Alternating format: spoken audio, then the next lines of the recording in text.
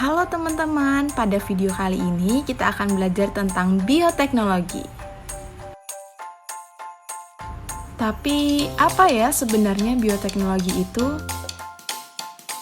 Bioteknologi berasal dari kata bio dan teknos yang berarti ilmu yang menerapkan prinsip biologi.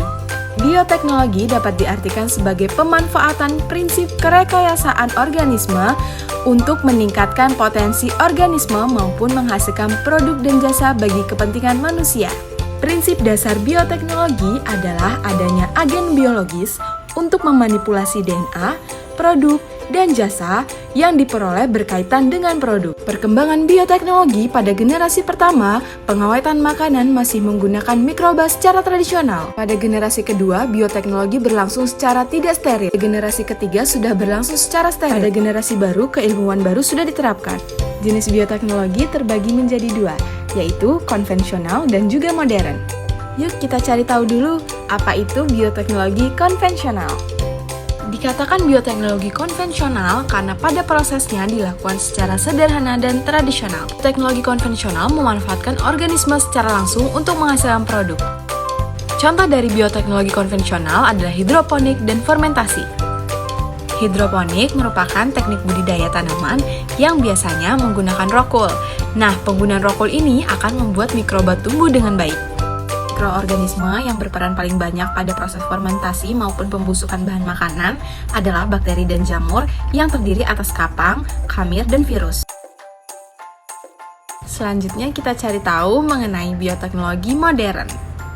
Bioteknologi modern mempunyai peranan penting dalam bidang kedokteran, sehingga semakin menonjol setelah adanya penelitian dan penerapan ilmiah. Pada bioteknologi modern dibantu oleh alat-alat canggih, misalnya pembuatan antibodi, vaksin, dan juga hormon. Apa yang terjadi pada stroberi ini ya? Loh, sapi ini juga? Yuk kita cari tahu.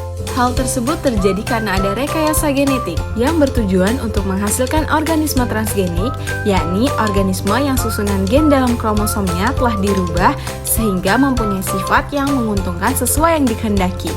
Rekayasa genetik terjadi pada organisme yang mana menghasilkan tanaman transgenik dan hewan transgenik. Selanjutnya ada bioteknologi dengan penggunaan alat canggih. Apalagi yaitu selain teknik dari rekayasa genetik yang digunakan dalam bioteknologi modern, ada juga teknik lain yang dapat menghasilkan produk unggul, yaitu dengan penggunaan alat canggih. Satu contohnya ialah cloning, kultur jaringan, dan bayi tabung. Lalu, apa peran bioteknologi dalam kehidupan?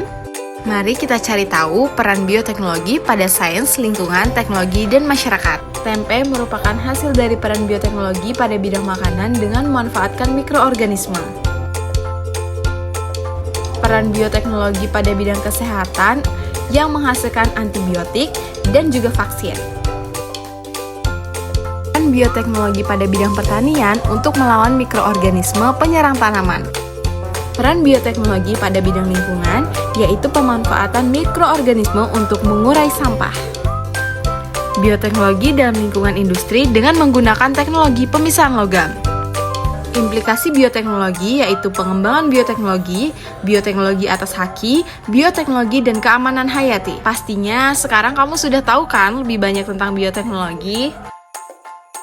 Eits, tapi jangan lupa terus belajar, karena semakin banyak manusia belajar, semakin banyak dia menyadari ketidaktahuannya.